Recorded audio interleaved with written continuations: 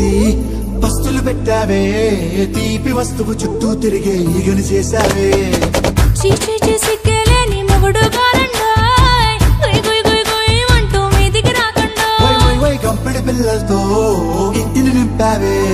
సాపాదిండు సంసారాన్ని మేడెక్కించావే ఇరుగు పొరుగు ముందు సరసాల తండా నాకెట్టి పడుకోరే కుక్కలాగా మీ వాళ్ళు ఏం చేస్తాం ఎక్కేస్తాం ఇట్టాగే డాబాలు